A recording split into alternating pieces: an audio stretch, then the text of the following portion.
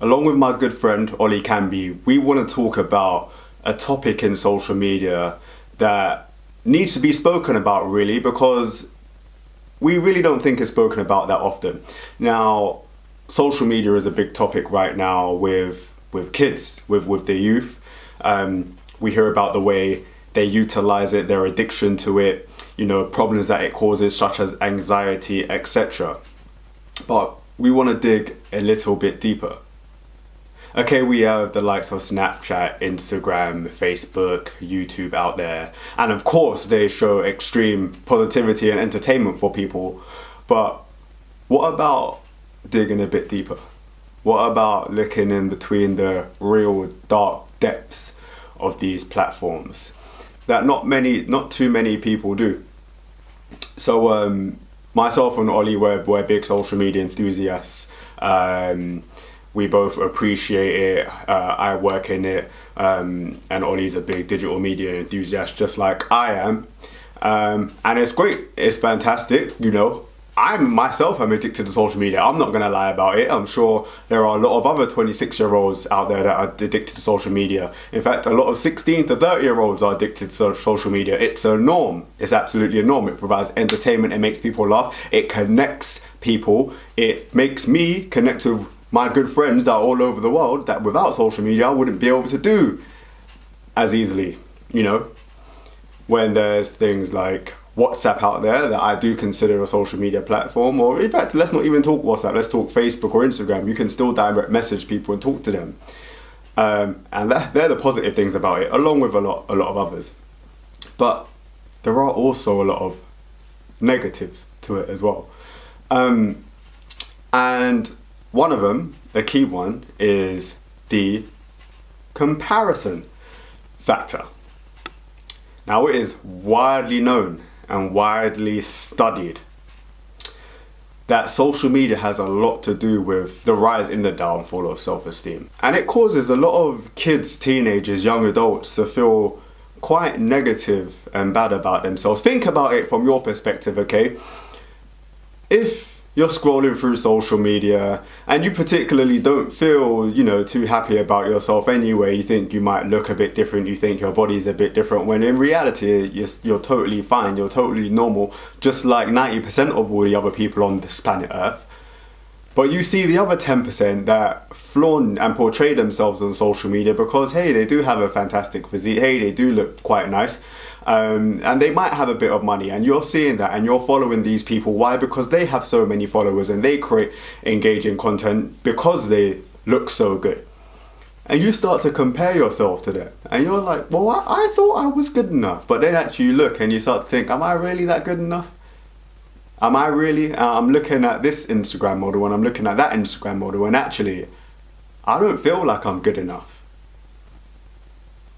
And there's a rise in those kind of trends right now, especially within teenagers, especially within young girls. Actually, there's a study been done, particularly on Instagram, where young girls, they look through Instagram and they're looking at other people and they're comparing themselves to them.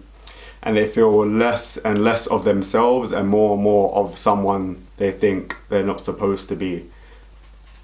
And some of them may go ahead and try and change themselves and go and do things that make them want to look like these people on Instagram. Others might go into a shell. Either way, none of them are very particularly healthy. You shouldn't be trying to change yourself for someone that you see on the screen that you know nothing about. Now, I've done my research as well. A lot of these Instagram models, if you want to call them, or I don't want to make it sound demeaning. Everybody is working to produce something and make the most of themselves. So I'm not trying to demean people like Instagram models or whatever you want to call them. I'm not trying to demean them at all. But a lot of these people, the life that they portray on social media isn't always made out to be as it seems. Now, I know a lot of you know that, but you think they might have a lot of money. Maybe they do, maybe they don't. You think they might look the way they do on that screen. Maybe they do, maybe they don't. There's things called Photoshop out there.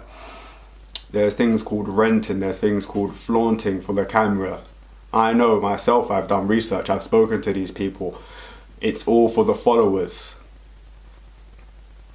When you get likes on your picture, you feel better about yourself, don't you? Everyone does. I do. If I post a picture on Instagram, which I do, I post pictures on Instagram to get likes.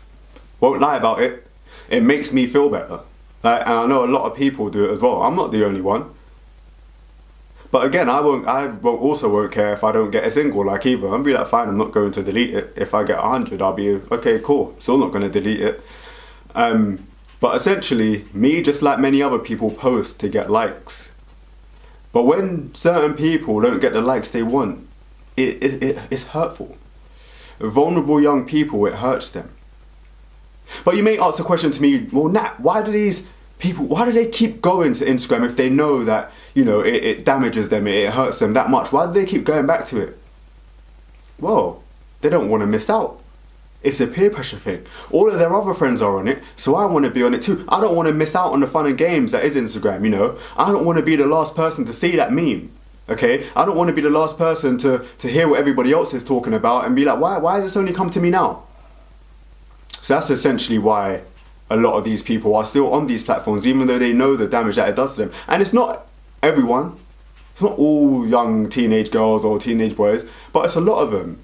There was also a study done into the rise in social media use and teen anxiety. And that when they go out into the real world, try to look for their internship job, try to volunteer or whatever, try to have their summer job throughout the school holidays, it's like they don't know how to act in a working environment because they spend most of their lives like this on their screen.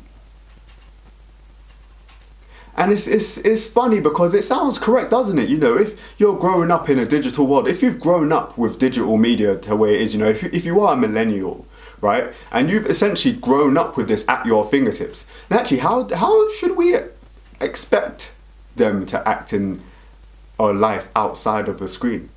It's kind of absurd when you think about it. They've grown up with this. So actually, should we be expecting them to know how to conduct themselves properly in a working environment? And yeah, it causes anxiety because when they go out there, they don't necessarily know how to interact and cooperate with people as an older generation would. So there's many issues. Comparison. You should never compare yourself to someone on a screen. You shouldn't compare yourself to your friends, right? People have different livelihoods. People grow up in a different way to people, some people are born into poverty, some people are born into wealth, right? There's no need to compare. We are all different people that have our own different attributes and our own different qualities, and it's important for young people to remember this. Bill Murray actually tweeted not too long ago. He tweeted along the lines of, with the use of social media, so we're all looking at other people and we're all comparing ourselves to other people on social media, that actually, do we really know what it's like to envision the person in front of you, talk to the person in front of you, look at the person in front of you, smile at the person in front of you? Now, I'm not saying that this social media use is a bad thing, because all digital rise and advancement is all positive in my experience and in my opinion. The rise of digital media makes life easier for people. It simply does. Life is easier now than it was 20 years ago because we have objects and devices at our fingertips that help us live a better life. And that's part of digital media and social media. As I said, it helps us to communicate with people all around the world. Crowdsourcing. So it's positive, but let's also focus on these things that could be harmful to young people. And the comparison factor is one of them. Thank you for listening. If you have any comments for myself or Ollie, please reach out. This will be on my website, this will be on Ollie's website. The links are both below. You may be looking at this on my website already, therefore Ollie's website is the link. You may be looking at Ollie's website already, therefore my website is the link below. But thank you for listening. I'm Nat Blackheaven. Why So Social coming soon. Peace out to you.